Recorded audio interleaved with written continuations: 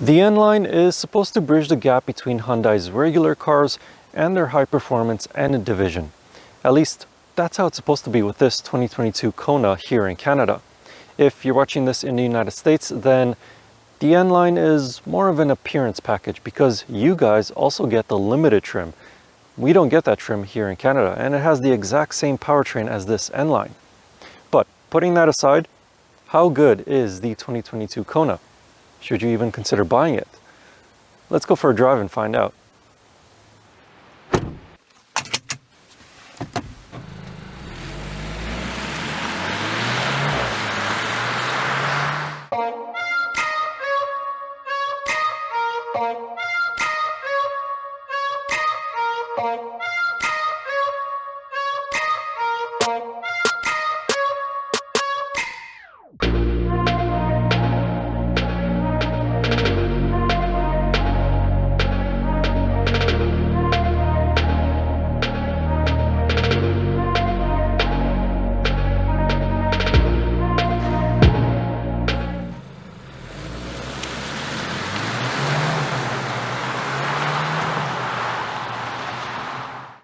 In the Hyundai Kona N-Line, you get a 1.6-liter turbocharged four-cylinder, and it produces 195 horsepower and 195 pound-feet of torque.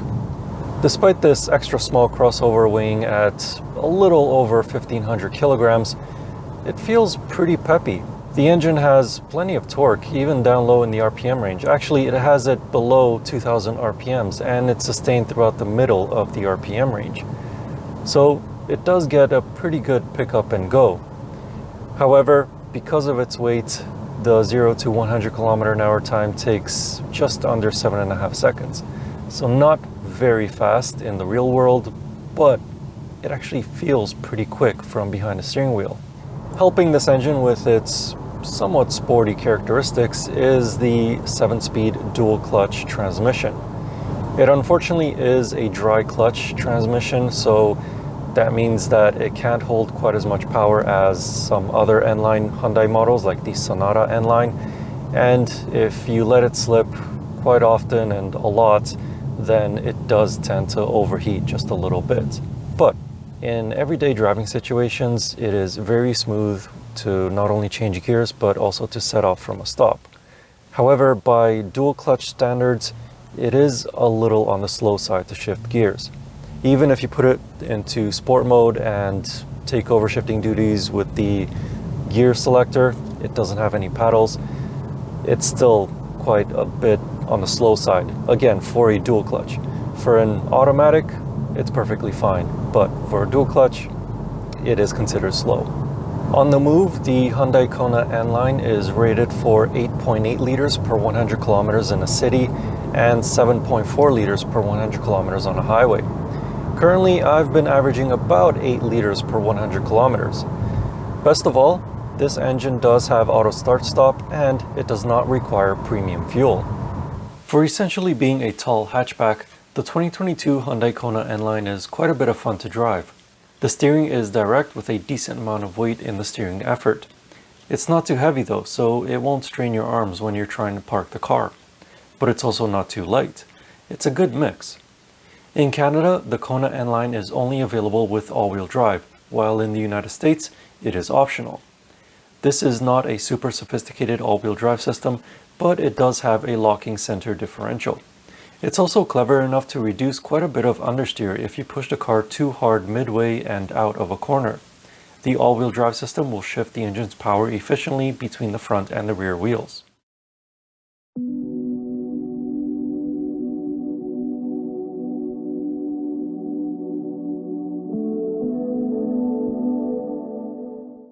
The 2022 Kona N-Line benefits from a few sound-absorbing materials. So it has more sound deadening in the dashboard as well as in the trunk, and it has an acoustic windshield. All of these things do keep the sound levels pretty reasonable when you're driving on a highway.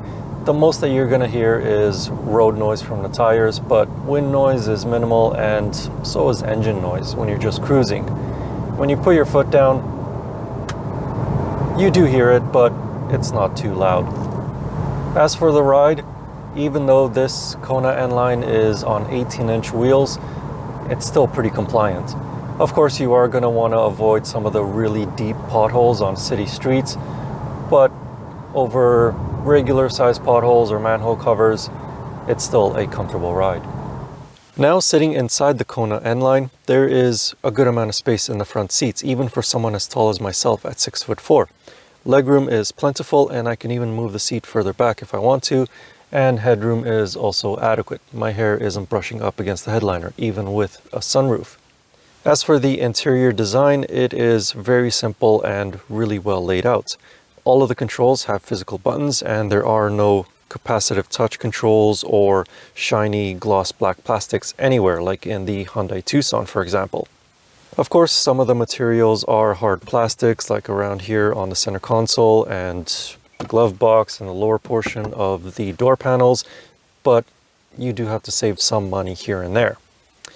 So with that, let's go check out the back seats. The story, however, changes like a horror movie when you try to sit in the back seats. Behind my driving position, the legroom is extremely tight. Granted, I am above average in height, but extra compact cars like the Mazda CX-30 or Chevrolet Trailblazer have more rear legroom. In the trunk, the Kona N-Line has a smaller area than most of its competitors. It can accommodate just 544 liters of space with the rear seats up and 1,296 liters with the rear seats down.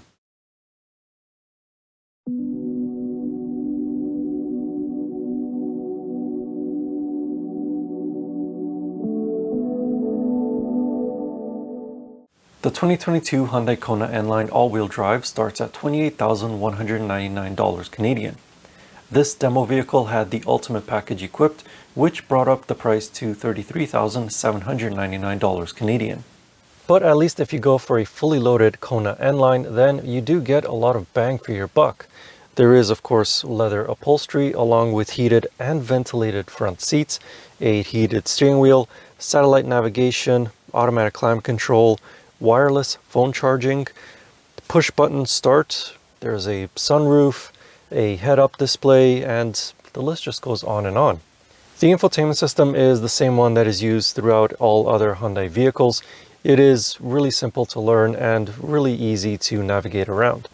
It's displayed on a 10.25-inch touchscreen, but the interesting thing is that this does not have wireless Apple CarPlay and wireless Android Auto. However, if you don't opt for this 10.25-inch screen, then you do get wireless Apple CarPlay and wireless Android Auto. That one seems a bit odd to me. On the safety side of things, the 2022 Kona is equipped with standard automatic emergency braking with pedestrian detection and lane departure warning with lane keep. If you move up a trim level, then the Kona will be equipped with blind spot sensors, rear cross traffic alert, and adaptive cruise control. Move up to this N-Line and it'll include highway driving assist and rear parking sensors. So in the end, I think that the Kona N-Line accomplishes what it was intended to do. It's a more sporty driving version of the regular Kona, but not so sporty like the Kona N that it's uncomfortable to drive on city streets. Now, like I said at the start of the video, the N-Line is more of an appearance package for all of you watching in the United States. But from my perspective here in Canada, it's a good bridge between the regular Konas and that Kona N.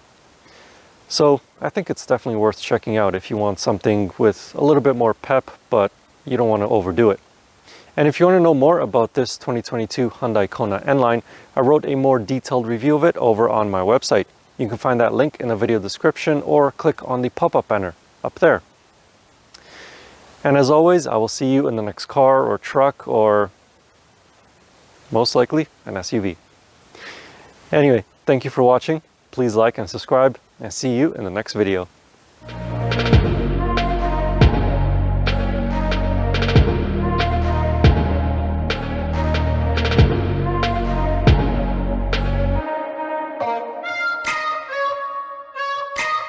Bye.